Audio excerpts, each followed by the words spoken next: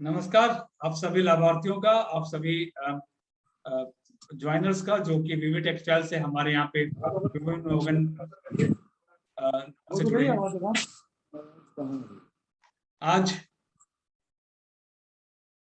आज नारी सम्मान नारी सशक्तिकरण के उपलक्ष्य में मिशन शक्ति प्रोग्राम के अंतर्गत हम और हमारी टीम आत्मनिर्भर भारत की टीम एक वेबिनार सीरीज को लेके आई है, जो कि webinar series in and around we will be discussing regarding women empowerment. So today's our speaker is Dr. Mandakini Shukla. Dr. Mandakini Shukla, dental surgeon, is running her own clinic in Faridabad. Mandakini Shukla ji Uttar Pradesh से ही belong करती हैं और मंदाकिनी शुक्ला जी का भी गोसाईगंज उत्तर प्रदेश में काम करता है।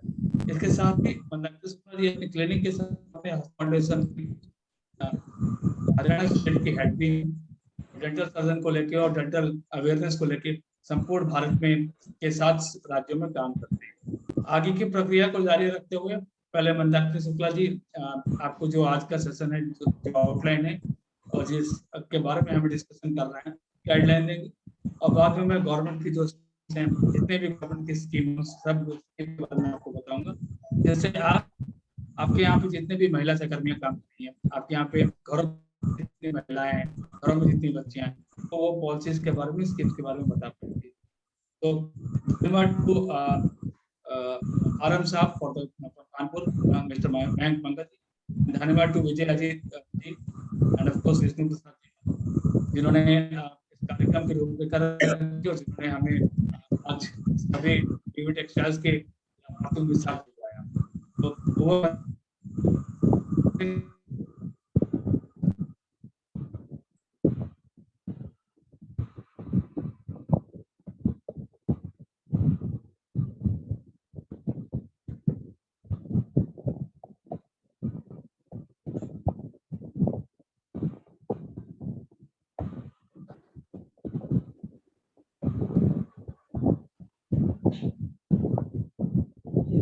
मंदाकिनी मैडम आप सेशन शुरू कर सकते हैं।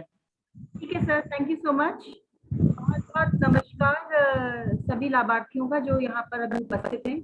जैसा कि मैं भी देख रही हूँ 6-7 पार्टिसिपेंट्स हैं और मुझे लग रहा था महिलाएं भी इसमें शामिल होंगी, लेकिन अभी महिलाएं मुझे यहाँ पे कुछ दिखाई नहीं दे रही हैं। हो सकता है धीरे धीरे ज्वाइन करें। तो जैसा कि प्रदीप सर ने अभी बताया, आज हम लोग स्वास्थ्य के बारे में बातचीत करना चाहते हैं, करेंगे और खासकर कि महिला स्वास्थ्य के बारे में हमारे को जानकारी होना बहुत ज़्यादा ज़रूरी है। इस वक्त महिलाएं नहीं है, इसलिए हम लोग शुरू करते हैं कुछ जनरल स्वास्थ्य की बातों से, जो कि हम सबके लिए जानना बहुत ज़रूरी है और हम सबके लिए समझना बहुत ज़रूरी है, क्योंकि आज के जीवन शैली कुछ ऐसी हो गई है कि स्वास्थ्य हम सबका ही कहीं ना कहीं इफेक्टेड है, कहीं ना कहीं हमारे को कुछ ना कुछ तकलीफ ज़रूर है। तो स्वास्थ्य के बारे में हम सबके लिए जानना बहुत जरूरी है। जैसा कि हम स्वास्थ्य के बारे में सोचते हैं, जब भी हम सोचते हैं कि मेरी आज तबीयत ठीक नहीं है, बुखार है, जुकाम है, उससे ज्यादा हम स्वास्थ्य के बारे में सोच नहीं पाते हैं। कोई भी शारीरिक अगर हमें कोई कष्ट है या बीमारी है तो हम उसी को मानते हैं कि ये अच्छा स्वास्थ्य है या फिर नहीं है, लेकिन देखा जाए तो सच ऐसा नहीं होता।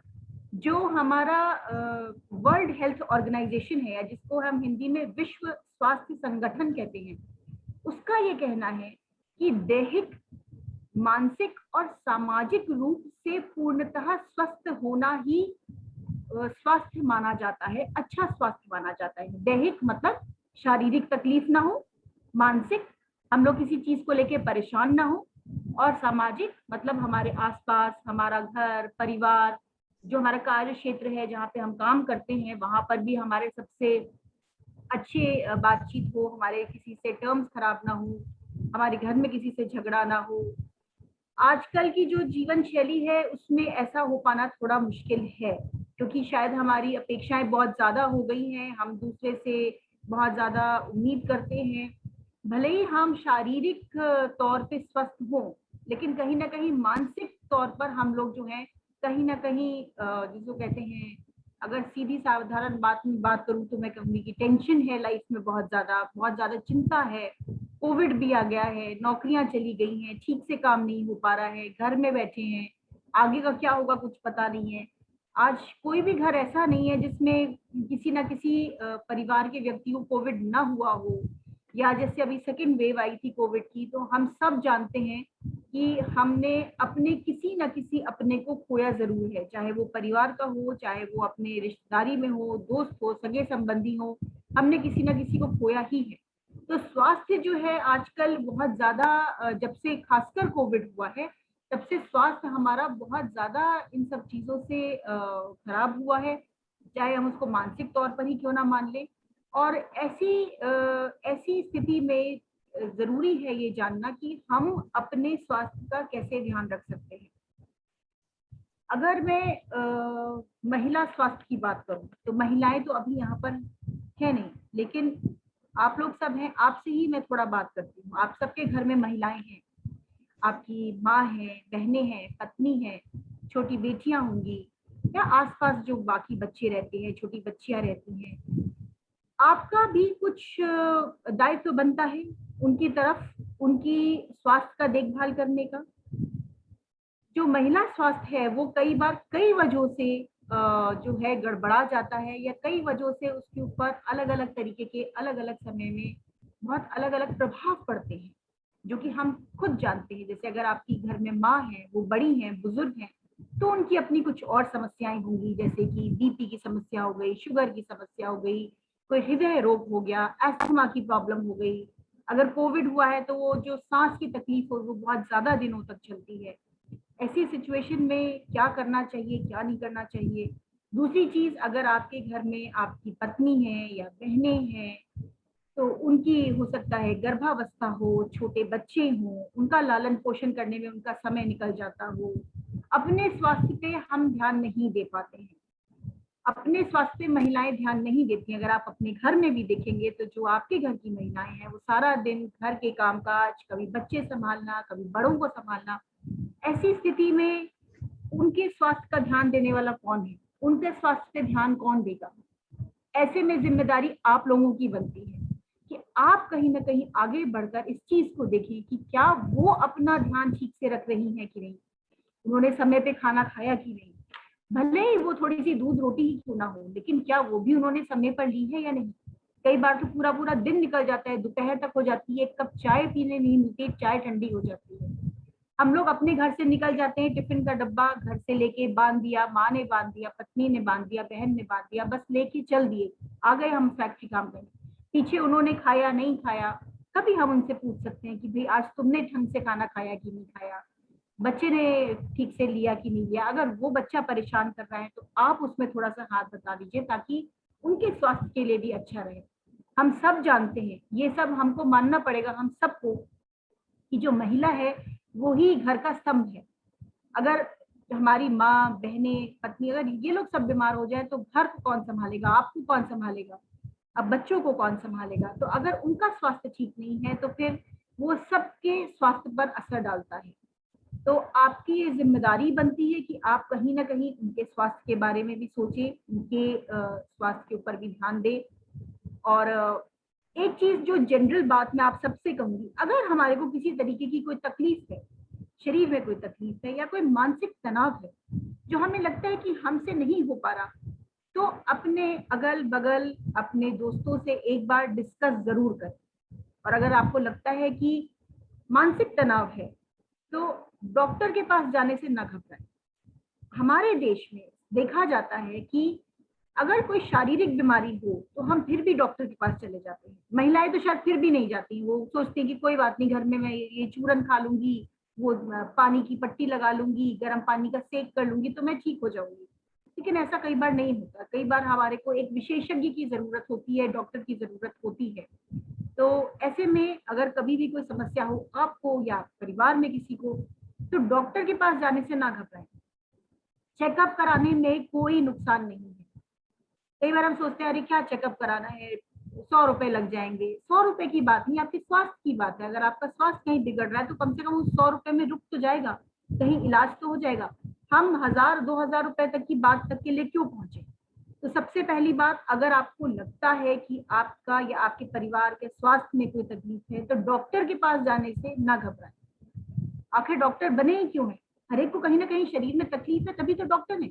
मैं डेंटिस्ट हूँ, मैं दांतों का चेकअप करती हूँ। क्यों करती हूँ?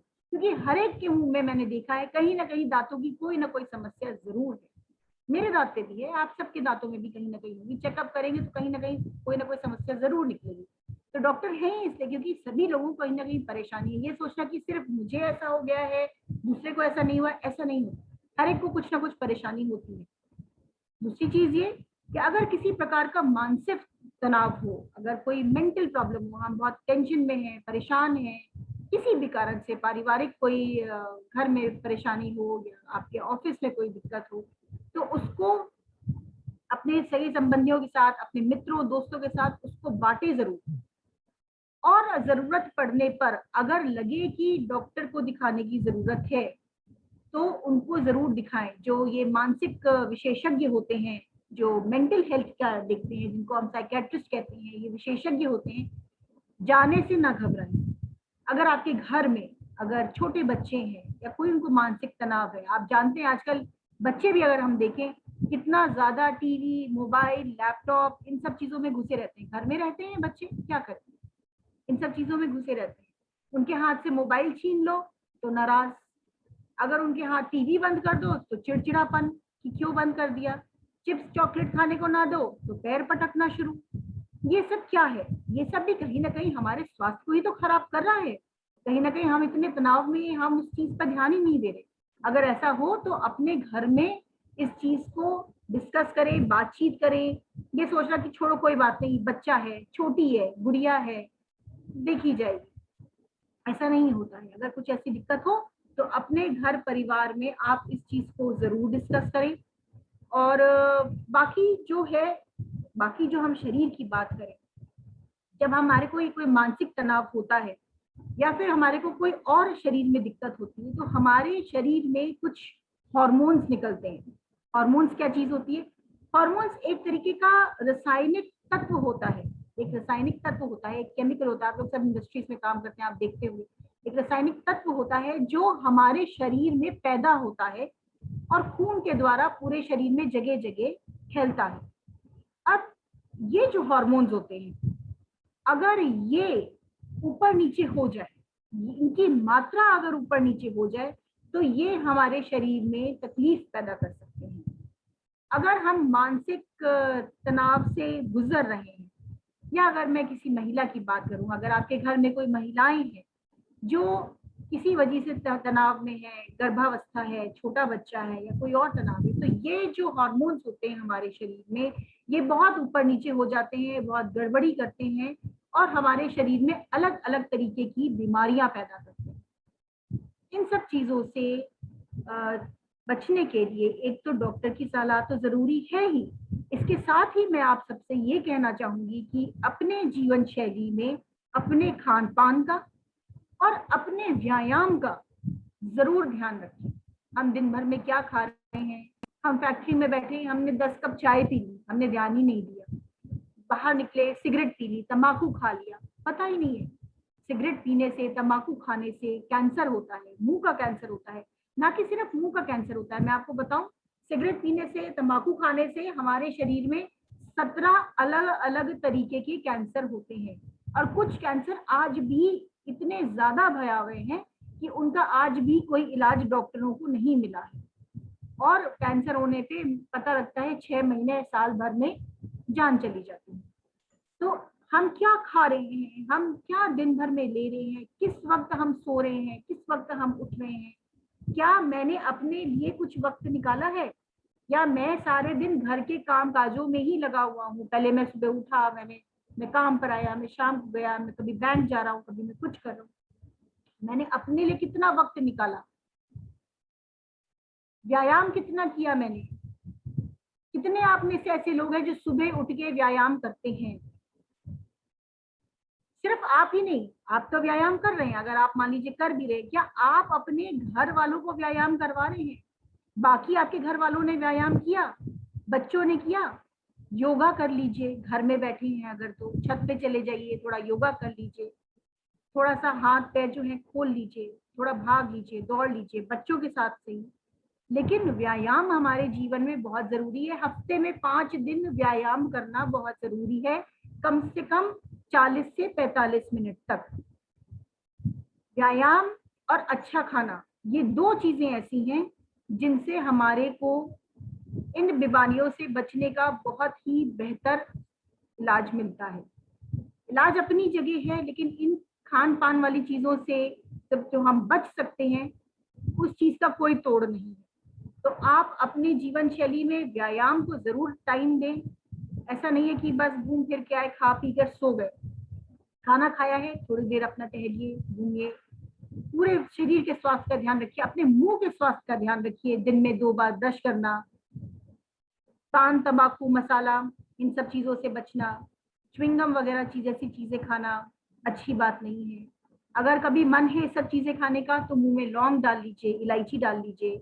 मौखिक स्वास्थ्य का ध्यान रखिए। हमारे मुंह में कुल 32 दांत होते हैं। आप सोचिए, 2 आंखें, 2 कान, 2 नाक, 1 नाक, 2 पैर, 2 हाथ, लेकिन 32 दांत। अपने दांतों का ध्यान रखिए।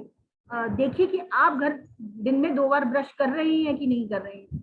आप कर रहे हैं, अच्छी बात है। घर में बाकी लोग कर रहे हैं कि नहीं कर रहे, इसका भी ध्यान आपको ही रखना है। आप घर के बड़े हैं, आपके ऊपर जिम्मेदारियां हैं, तो ये आपका दायित्व बनता है कि आप घर के बाकी लोगों का भी ध्यान रखें, स्वास्थ्य का, पूरे शरीर का स्वास्थ्य। आपके मौखिक स्वास्थ्य की बात करूं तो, महिला स्वास्थ्य की बात करूं, आजकल हम हम लोग सब अब पढ़े लिखे हैं, समझदार लोग हैं। पहले के जमाने की तरह पुरानी बातों में सोचना, विश्वास रखना, अंधविश्वासी बातों में विश्वास रखना, ये ठीक नहीं है। जो जिस चीज का इलाज होना चाहिए वो इलाज होना चाहिए। क्या हम खान पान खा रहे हैं, फल खा रहे हैं कि नहीं, सब्जी ठीक से ले रहे हैं कि नहीं, ये सब पर एक बराबर लागू होता है। ऐसा नहीं है कि वो घर की महिला है या छोटी बच्ची है तो उसको हमने पढ़ाना नहीं है या उसकी स्वास्थ्य पे हमने ध्यान नहीं देना है। मैं भी अपने घर की बेटी हूँ, मैं भी अपने घर की बहू हूँ, मैं भी अपने स्वास्थ्य का ध्यान रखती हूँ। मैं रोज 30 मिनट भागती हूँ सुबह उठकर, अपने लिए आधा घंटा मैं जरूर निकालती हूँ। अच्छा खाना खाती हूँ, दाल रोटी सब्जी चावल फल सेब, बाबू गोशा आजकल बड़े अच्छे आ रहे हैं, केला रोज खाइए, व्यायाम करिए, योगा करिए, थोड़ी देर मेडिटेशन करिए, आंख बंद करके इस तरीके से लंबी सांस ली। अगर आप ये चीज दिन में 5-10 मिनट भी कर लेंगे तो भी आपको लगेगा कि मैंने एक बहुत अच्छा काम किया है, आपको खुद से अच्छा लगेगा। अनुलोम विलोम, ऐसी छोटी छोटी योगा की कितनी अच्छी अच्छी एक्सरसाइजेस हैं जो आप कर सकते हैं। तो आप सबसे यही कहना चाहूंगी कि स्वास्थ्य को सिर्फ अपने शारीरिक बीमारियों से ना आके, इसका आप मानसिक सामाजिक शारीरिक हर तरीके से आप इसको देखें और इसको अपने जीवन में उतारने की कोशिश करें। इतना ही कहना चाहूंगी। और प्रदीप सर से मैं रिक्वेस्ट करना चाहूंगी, सर कोई टॉपिक अगर आप और चाहेंगे कि मैं मंदाकिनी मैडम, क्योंकि ये सब इंडस्ट्रियल एम्प्लॉइज हैं, तो इंडस्ट्रीज में क्या सेफ्टी लेने चाहिए और किस तरीके से फर्स्ट एड करना चाहिए अगर किसी को चोट लगती है, और कैसे रेस्पॉन्ड करना चाहिए, उसके बारे में जरा बताइए। ये बात तो प्रदीप सर ने बहुत अच्छी कही। फर्स्ट एड हमारे लिए बहुत जरूरी है। फर्स्ट एड मतलब चोट लगते ही जो हमें सबसे पहला कदम उठाना चाहिए, वो सबसे पहला कदम हमें क्या लेना चाहिए। सबसे पहले तो अगर हम इंडस्ट्री में हैं, अगर हमारे को कहीं से एकदम से चोट लग गई, कहीं खून निकलने लग गया, कहीं गिर पड़े हैं, कहीं पैर में हाथ में कहीं चोट लग गई, सबसे पहले तो जो मरीज है जो काम कर रहा है, मशीन वगैरह रोकिए उसको तुरंत उठाइए और किसी सही जगह पर उसको लिटा दीजिए। पहले उसको लिटा के उसको पहले आंखिए कि उसके कितनी चोट लगी है, देखिए उसको कितना क्या नुकसान हुआ है। तुरंत सबसे पहले तो आपके जो डॉक्टर हैं उनको फोन करिए, देखिए पहले कि उसके खून तो नहीं ज्यादा बह रहा है। अगर खून बह रहा है ज्यादा तो हम क्या करेंगे, ऐसे में उस खून को सबसे पहले रोकने की कोशिश करेंगे। कई बार जो खून ज्यादा बह जाने की वजह से ही हमारी दिक्कत ज्यादा बढ़ जाती है। खून को बंद करने के लिए क्या तरीका होता है, कोई भी कपड़ा ले लें, कोई भी जो आपके पास आसपास कोई भी कपड़ा हो, कोई दुपट्टा हो, कोई चुन्नी हो, कुछ भी कपड़ा ले लें और जहां से खून बह रहा है उसके पास उसको कस के बांध दें। ठीक है, कोशिश करें कि उसके ऊपर उसको बांध सके तो उसके ऊपर उसको बांधे ताकि खून वहां पे रुक जाए। और बहे नहीं। अगर उसके चोट के ऊपर आप वहां पे कोई पट्टी वगैरह बांध सकते हैं, किसी तरीके से उसको रोक सकते हैं तो बहुत अच्छी बात है। नहीं रोक सकते तो जहां पे चोट लगी है उसके ऊपर कोई टाइट तरीके से कपड़ा बांध दें, ताकि खून जो है कम से कम निकले। अगर मरीज बेहोश हो गया है या कोई ऐसी दिक्कत है तो पहले तो देखिए कि वो सही तरीके से उसको एक जगह पर लिटा दें, उसको ज्यादा हिलाने डुलाने की कोशिश न करें। अगर उसको आपको लगता है कि उसकी नब्ज कम चल रही है या कोई ऐसी तकलीफ हो रही है तो आपके जो डॉक्टर ऑन ड्यूटी हैं उनको तुरंत बुलाएं। उसमें एक सीपीआर की टेक्निक होती है, वो तुरंत दी जाती है, जिसमें जो मरीज होता है उसके जो छाती होती है, जहाँ पर हृदय होता है, उसको हम जोर जोर से इस तरीके से दबाते हैं और मुंह से उसको सांस देते हैं। आप सब ये कोशिश कर सकते हैं। अगर आपको कोई डॉक्टर नहीं मिल रहा है उस वक्त, तो ये जो होता है सीपीआर की टेक्निक कहते हैं इसको हम सब कर सकते हैं, कोशिश कर सकते हैं। अगर किसी की जिंदगी और मौत का सवाल है तो कोशिश करने में कोई नुकसान नहीं है। शायद कई बार होता है कोई एक्सीडेंट हो जाता है, किसी की हृदय की धड़कन बंद हो जाती है एकदम से, उसमें दोनों हाथों को लेकर और जोर से जहां पे उसका हृदय है छाती पे, उसको जोर से प्रेस करें, उसको जोर से दबाएंगे तो कई बार हमारे हृदय की धड़कन वापस चलने लगती है। अगर कुछ ऐसा हो जाए कि आपकी फैक्ट्री में कहीं कुछ आग लगने लगे, कुछ ऐसा हो जाए, तो आप सब जानते ही हैं कि तुरंत वहां से छोड़कर और बाहर भागना चाहिए। कुछ नहीं देखना उसमें क्या हो रहा है क्या नहीं हो रहा है, तुरंत भागिए। कहीं खुली जगह पे जाइए जहाँ पे साफ हवा हो, सांस आ रही हो। कई बार लोग सांस ले लेते हैं जो जहरीला धुआं होता है, उस सिचुएशन में, उस स्थिति में भी हमारे को तुरंत फिर डॉक्टर की जरूरत होती है। इसके अलावा अगर मैं देखूं कि अगर आपको लगता है कि कहीं चोट आ गई, जहाँ पे हड्डी टूट गई या कहीं, तो हड्डी को अपनी तरफ से जोड़ने की या वापस हिलाने की कोशिश ना करें। उसके नीचे कोई सहारा दे दे। मान लीजिए मेरा ये हाथ एकदम से ऐसे टूट गया है, इस तरीके से ऐसे टूट गया, आप इसको यहाँ से सीधा करने की या इस तरीके से जोड़ तोड़ करने की आप कोशिश ना करें। वो सिर्फ एक जो हड्डी रोग विशेषज्ञ होता है वही देखकर वही कर सकता है। आपका क्या काम क्या है, कोई भी सख्त चीज, कोई भी सख्त तख्ता हो या कोई भी ऐसी चीज आपको मिल जाए, उस हाथ के नीचे सहारा दे, बस उस हाथ को सहारा देके, उस पैर को सहारा देके, या जो गर्दन में मान लीजिए अगर चोट लगी तो गर्दन सीधी रख के इस तरीके से इतना सहारा देके उस मरीज को जल्द से जल्द अस्पताल पहुंचा।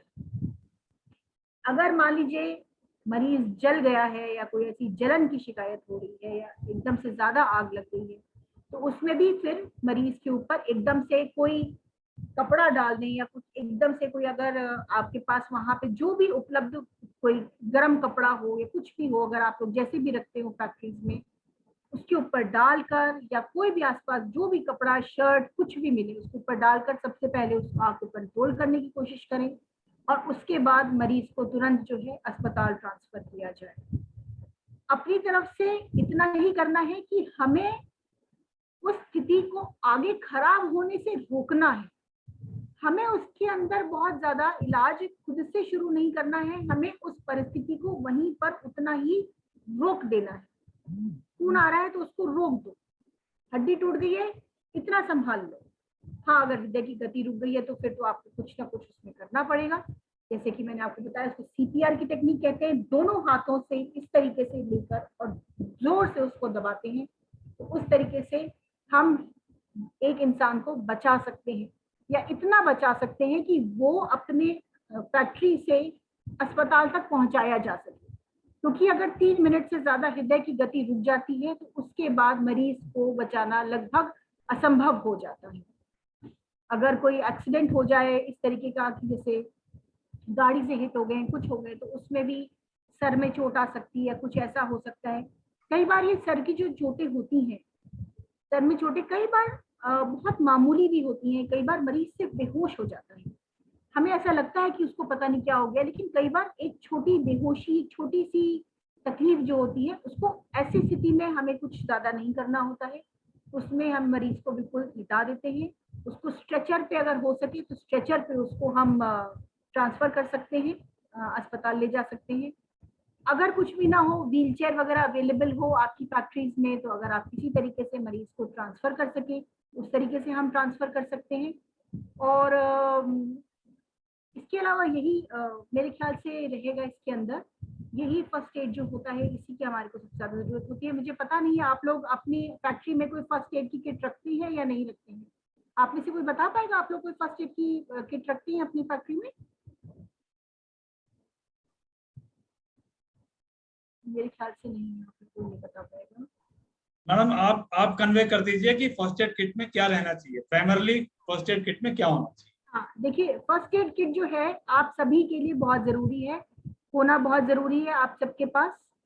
और उसके अंदर एक जो बॉक्स होता है उसके अंदर एक तो आपकी जो होती है नॉर्मल बैंडेड, रुई, कॉटन, कोई भी तकलीफ हो जाए, कोई सोफ्रामाइसिन ऑइंटमेंट आता है चोट पे लगाने के लिए ऑइंटमेंट, उसको चोट को साफ करने के लिए डिटॉल, ये सब चीजें। और एक होनी चाहिए क्रेप बैंडेज। क्रेप बैंडेज आपने देखा होगा, वो जो एक पीले पीले रंग की या ऐसी रंग गेरुए से रंग की होती है, उसको बांध देते हैं हाथ के ऊपर।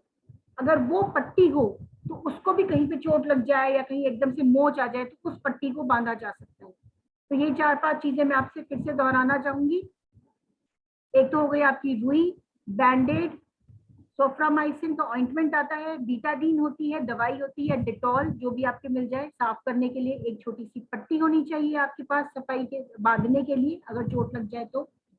और इसके अलावा अगर अगर हो सके तो आप लोग अपने पास एक इनहेलर रख सकते हैं, वो जो एस्थमा वाला इनहेलर होता है इस तरीके से सांस लेने वाला, क्योंकि सांस अगर एकदम से बंद होने लगे तो मरीज को बचाना मुश्किल हो सकता है। अगर हो सके तो आप एक सांस वाला वो जो इनहेलर होता है जो एस्थमा वाले मरीज इस्तेमाल करते हैं, एक मार्केट में मिलता है, आप वो इस्तेमाल कर सकते हैं, वो भी अगर आप रख सकते हैं तो रखिए। एक क्रेप बैंडेज रखना बहुत जरूरी है। और एक ग्लूकोज का डब्बा, एक ग्लूकोज का डब्बा, एकदम से मरीज गिरा, एकदम से उसके सर में चोट आई, चक्कर आया, खून निकल गया, बह गया, ऐसी सिचुएशन में 1 चम्मच या 2 चम्मच अगर हम ग्लूकोज पानी में मिलाकर दे दें मरीज को, तो उससे काफी हद तक हमारी समस्या जो है सही हो जाती है। हमें इतना ही करना है कि मरीज को फैक्ट्री से लेके अस्पताल तक, डॉक्टर तक पहुंचाना है, ताकि फिर वहां उसका अच्छा इलाज हो सके। वो जो हमारा आधा 1 घंटा होता है उसमें अगर हम मरीज को ये सब चीजें दे दें, ग्लूकोज पिला दें, अगर वो पीने की हालत में हो तो, जबरदस्ती उसके मुंह में ना डालें। अगर मरीज बेहोश है तो नहीं, अगर मरीज बेहोश है आपने ग्लूकोज डाल दिया, कुछ पिला दिया उसको, तो पता लगे उसके नाक में की नली में चला गया तो वो दिक्कत हो जाएगी। अगर मरीज पी सकता है तो ग्लूकोज जरूर पिलाएं। आपसे मैं यही गुजारिश करूंगी कि आप लोगों के पास, आप लोग सब मिलकर, अगर आपकी फैक्ट्री में सब नहीं भी है तो भी बहुत छोटी छोटी चीजें हैं, 15-20 रुपए में आ जाती हैं, आप लोग अपने पास एक डब्बा इसका जरूर रखें। ये चेक करें नियमित रूप से कि फायर एक्सटिंग्विशर्स वगैरह आपके फैक्ट्री में काम करते हैं नहीं करते हैं, वो जो सैंड के डब्बे होते हैं, वो जो बालू भरी होती है, वो सब आपके पास रखा है कि नहीं रखा है, ये सब चीजें आपको अपनी तरफ से अपनी फैक्ट्री में देखनी पड़ेगी। नहीं है तो आप अपने स्टाफ से, अपने सर से, अपने हेड से जरूर इस चीज के बारे में बात करें, क्योंकि ये चीज बहुत आने पे जब होती है इमरजेंसी तो एकदम से हो जाती है, हमें पता भी नहीं चलता। मेरी क्लिनिक में भी रोज 100 मरीज आते हैं, लेकिन वो एक मरीज ऐसा होता है जो एकदम से बेहोश हो जाता है। जब वो एकदम से बेहोश हो जाता है तो मुझे एकदम से अपना सारा काम छोड़कर उस मरीज को देखना पड़ता है कि भाई इस मरीज को क्या हुआ। तो ऐसी स्थिति कभी भी आ जाती है, कभी भी आ जाती है, कहो तो 10-10 दिन, 15-15 दिन आए, और कहो तो एकदम से मरीज बेहोश, आप क्या करेंगे, है ना। तो इन सब चीजों का ध्यान रखना बहुत जरूरी है। मरीज का मैंने दांत निकाला, अभी 2 दिन पहले मैंने मरीज का दांत निकाला, सब ठीक से हो गया। वो महिला थी, वो उठ के आई अपनी चेयर से, मैंने कहा अब आप जाइए, और वो जाते जाते दरवाजे पर बेहोश हो गई। सब कुछ हो जाने के बाद वो एकदम से बेहोश हो गई। उनको वापस उठाया, लिटाया, स्टेबल किया उनको, उसको कहते हैं स्टेबलाइज करना, स्थिर करना मरीज को, स्थिर किया, तलुए रगड़े, इस तरीके से हमने तलुए रगड़े उनके, एकदम से गर्मी आती है, तलुए रगड़े, सांस ली, ये सब आपको पता ही है। फिर उनको थोड़ा सा होश आया, तब ग्लूकोज का पानी पिलाया। ये सब चीजें कभी भी हो जाती है। और ये सोचना कि हमारे साथ ऐसा नहीं हो सकता, उसके साथ हुआ होगा, उस फैक्ट्री में हुआ होगा, हमारे साथ ऐसा नहीं हो सकता। आप भी उनके जैसे हैं, वो भी आपके जैसे हैं। अगर मेरे साथ हो सकता है तो आपके साथ भी हो सकता है, और कभी ना कभी होता जरूर। इसलिए हमें इन सब चीजों के लिए हमेशा तैयार जरूर रहना चाहिए, यही कहना चाहूंगी। और बस मेरे ख्याल से यही रहेगा मेरी तरफ से। सर और कोई टॉपिक आप चाहेंगे मैं लूं? धन्यवाद, धन्यवाद मंदाकिनी जी। आपने संपूर्ण एक तरीके से जानकारी दी कि किस तरीके से फर्स्ट एड किया जा सकता है इन इंडस्ट्रीज, किस तरीके से हम मरीज को बचा सकते हैं कोई भी क्षति पहुंचने से पहले या कोई भी बड़ी हानि हो जाने से पहले। मैं कुछ चीजें और शेयर करना चाहूंगा जो गवर्नमेंट की पॉलिसीज है, गवर्नमेंट की स्कीम्स हैं इंडस्ट्रीज को लेके। इंडस्ट्रीज किस तरीके से उन स्कीम्स को उपयोग कर सकती हैं। ये सिर्फ इंडस्ट्रीज की ही स्कीम नहीं है, ये आप अपने पर्सनल लेवल पे भी स्कीम्स की, जो गवर्नमेंट की जो स्कीम्स है, इनको आप यूज कर सकते हैं और इसका लाभ प्राप्त कर सकते हैं। तो वन बाय वन मैं एक एक स्कीम के बारे में बताता जाऊंगा और उसके लाभ या उससे क्या क्या चीजें मिल सकती हैं वो बताऊंगा। तो सबसे पहले मैं बताता हूँ कि आप सब लोग क्योंकि क्या बोलते हैं, युवक हैं या जेंट्स हैं, या आप लोग की शादी होने वाली है या आप लोग की शादी होगी, और इंडस्ट्रीज में ऐसा भी है कि आप लोग के और एम्प्लॉयज भी साथ में काम करते हैं। तो जब भी कभी भी कोई महिला प्रेग्नेंट होती है तो गवर्नमेंट ऑफ इंडिया की तरफ से प्रधानमंत्री मातृ वंदना योजना जो है वो बहुत ही एप्लीकेबल और बहुत ही सार्थक योजना है, जिसमें महिलाओं को 6,000 रुपए दिए जाते हैं। नॉट ओनली 6,000 रुपए दिए जाते हैं, जो अर्बन में रह रही होती हैं, जो शहरों में रह रही होती हैं, उनको 6,000 रुपए दिए जाते हैं। जो गांव में रह रही होती है उनको 6,400 रुपए दिए जाते हैं। ये रुपए 3 बार दिए जाते हैं। पहली बार रजिस्ट्रेशन जब करते हैं तब 1,000 रुपए मिलते हैं। फिर जब 180 दिन हो जाते हैं तब क्या बोलते हैं, प्रेगनेंसी के 180 दिन बाद के अंदर अंदर में, ठीक है, वैसे 6 महीने का टाइम दिया जाता है कि 6 महीने के बाद हम 2,000 रुपए देंगे, और बाकी बचाया हुआ रुपया जो 3,000 रुपया है ये आखिरी में जब बच्चा हो जाएगा और बच्चे के टीकाकरण से हो जाएगा उसके लिए दिया जाएगा। इस प्रावधान के अंदर प्रधानमंत्री मातृ वंदना योजना के अंदर बच्चे के जन्म मतलब अ, पता लगने से और जन्म होने तक की जितनी सुविधाएं हैं गवर्नमेंट सारी चीजें मुहैया कराती है। और आप लोग की जानकारी के लिए बता दूं कि अगर आप अपने घर में रह रहे हैं तो इस सर्विस को आपके घर तक पहुंचाया जाता है। उत्तर प्रदेश सरकार में ये जो सेवा है ये घर तक पहुंचाई जा रही है। हर घर में जैसे पता चलता है कि प्रेग्नेंट हो गया, एक बार जाके रजिस्ट्रेशन कराया गया, और इंजेक्शन का प्रतिकरण के लिए तो लोग आते ही हैं। टाइम टू टाइम इंजेक्शन भी होता है, चेकअप भी हो रहा है। चेकअप कुछ चेकअप जाके कराने पड़ रहे हैं, कुछ चेकअप वहीं के वहीं हो जा रहे हैं। जैसे जो नॉर्मल चेकअप्स हैं वो घर पे भी हो जा रहे हैं, ऐसा नहीं है कि सिर्फ हॉस्पिटल जाने से ही हो रहे हैं। मेरे यहाँ खुद जो हमारे हाउस कीपिंग पे जो लोग हैं वो काम कर रहे हैं, उनके यहाँ उनको बच्ची हुई और उनको सारी जो सपोर्ट है वो गवर्नमेंट की तरफ से इस प्रधानमंत्री मातृ वंदना के अगेंस्ट में ही मिली है। हर फैसिलिटी मिली उनको। तो आप अपने घर में अपने वाइफ्स को, अपने पड़ोसियों को, और जो भी महिलाएं काम कर रही हैं उनको ये स्कीम बता सकते हैं जिसका वो लाभ ले सकते हैं। दूसरी स्कीम जो है वो आप सब लोग क्योंकि इंडस्ट्री एम्प्लॉय हैं, आप सब लोग को पता होगा, ESIC के अंडर में, एम्प्लॉय स्टेट इंश्योरेंस कॉर्पोरेशन, इसके अंडर में आप लोग को आप पेमेंट करते हैं, और इसके अगेंस्ट में आपको जब कभी भी कोई एक्सीडेंट होता है तो आपको सपोर्ट किया जाता है। इंजरी और एक्सीडेंट होता है, सेल्फ और डिपेंडेंस दोनों के लिए होता है। इसके प्रावधान जो है इससे जो सपोर्ट मिल पाता है या जो मॉनेटरी बेनिफिट मिलता है। दूसरी एक स्कीम है CGHS की, जो सेंट्रल गवर्नमेंट हेल्थ स्कीम है, और जिसमें कि प्राइवेट सेक्टर भी अभी शॉप्स वगैरह भी इसमें इंक्लूड कर दी गई है। इसमें क्या होता है कि डेली बेसिस चीजें में आपको हॉस्पिटल्स के जो भी रिक्वायरमेंट पड़ती है, बुखार हो गया, सर्दी हो गया, जुकाम हो गया, और जो जिस तरीके से हॉस्पिटल्स में जाके आपको विजिट करना पड़ता है, तो CGHS इम्पैनल्ड हॉस्पिटल्स में जाके आप अपना इलाज करवा सकते हैं। कुछ चीजें कंसेशन में मिलेंगी और कुछ चीजें फ्री ऑफ कॉस्ट मिलेंगी वहां पे। जिस तरीके से इम्पैनल्ड हुआ होगा आपकी यूनिट का, आपके ऑर्गेनाइजेशन का, उस हिसाब से वो चीजें आगे बढ़ती हैं। नया एक चीज और बताऊं, आम आदमी बीमा योजना। इस आम आदमी बीमा योजना के अंतर्गत में जब कभी भी किसी की नेचुरल डेथ होती है तो 30,000 रुपए गवर्नमेंट की तरफ से, स्टेट गवर्नमेंट और गवर्नमेंट ऑफ इंडिया की तरफ से 30,000 रुपए दिए जाते हैं। और अगर किसी की परमानेंट डिसेबिलिटी हो जाती है किसी भी तरीके से कारण से, तो 75,000 रुपए उसको दिए जाते हैं। 200 रुपए सालाना की स्कीम है ये, 200 रुपए आप जमा करेंगे, और जब कभी भी ऐसा कुछ होगा, इधर डेथ के टाइम पे जो क्रिमेशन का जो खर्चा आता है, वो 30,000 रुपए दिया जाता है, या फिर क्या बोलते हैं परमानेंट डिसेबिलिटी हो जाती है तो भी 75,000 रुपए दिए जाते हैं। इसी के साथ में प्रधानमंत्री सुरक्षा बीमा योजना जो है वो भी इसी तरीके की एक योजना है, जिसके अंतर्गत में 2 लाख रुपए का डेथ और डिसेबिलिटी का कवर किया जाता है और 1 लाख रुपए जो है पार्शियल डिसेबिलिटी का कवर किया जाता है। ये मैं आप लोग को इसलिए बता रहा हूँ, हो सकता है आप लोग को पता होगा, अगर नहीं पता है तो अभी पता लग जाए, आज पता लग गया आप लोग को। और आप अपने एम्प्लॉइज को, अपने आसपास के लोगों को, जो वर्किंग स्टाफ है, जो इंडस्ट्रियल वर्किंग स्टाफ है, उनको ये पता रहना चाहिए, उनको इस स्कीम का फायदा उठाना चाहिए। ये आप अपने लेवल पे भी कर सकते हैं, ये आप ऑर्गेनाइजेशन के लेवल पे भी कर सकते हैं, खुद भी करवा सकते हैं, ऑर्गेनाइजेशन कराएगा तो और अच्छी बात रहेगी, प्रोसेस जल्दी हो जाएगा। गवर्नमेंट ऑफ उत्तर प्रदेश का एक स्कीम है ई संजीवनी, जिसमें कोविड के टाइम पे बहुत अच्छा सपोर्ट किया है। संपूर्ण भारत में सबसे ज्यादा उत्तर प्रदेश में ही ई संजीवनी को अप्रिसिएशन में मिला है। ई संजीवनी के तहत आप ऑनलाइन रजिस्ट्रेशन करा के डॉक्टर से कंसल्ट कर सकते हैं फ्री ऑफ कॉस्ट। आपको कोई भी दिक्कत है, ई संजीवनी पोर्टल पे जाइए, लॉग इन करिए, आपको वहां से नंबर मिलेगा, आपको टाइम मिलेगा, आप डॉक्टर से बात कर सकते हैं फोन पे, और डॉक्टर आपको जो प्रिस्क्रिप्शन लिखेगा वो मान्य होगा, उसी प्रिस्क्रिप्शन के हिसाब से आपको दवाइयां दी जा सकती है जब जहाँ कहीं भी जाएंगे, और इसका कोई चार्जेस नहीं है। ये गवर्नमेंट ऑफ उत्तर प्रदेश की बड़ी सराहनीय स्कीम है, जिसको बहुत ही बड़े लेवल पे और हिंदुस्तान के लेवल पे सराहा भी गया है, जो कि कोविड-19 के टाइम पे शुरू हुई थी।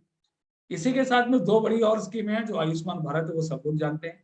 आप लोग गूगल करेंगे तो भी आयुष्मान भारत के बारे में आपको पता चल जाएगा, जो कि इंश्योरेंस की स्कीम है। और ऐसे ही मोदी केयर शुरू किया गया है उत्तर प्रदेश में, जो कि नेशनल हेल्थ प्रोटेक्शन मिशन के अंडर में आता है। दोनों ही चीजें इंश्योरेंस की स्कीम है, और दोनों ही आपको कहीं ना कहीं इस तरीके से सपोर्ट करती हैं कि जब कभी भी आप बीमार पड़ते हैं, जब कभी भी आपको हॉस्पिटल का खर्चा आता है, जब कभी भी आपको एम्बुलेंस का खर्चा आता है, ये चीजें वहां पे कवर होती हैं। कोशिश करिए कि सरकार की जो स्कीम्स हैं, सरकार की जो योजना है, उनको यूज करने का, उसको रजिस्टर करने का। बस ये छोटे से मेरे को डिटेल देने थे।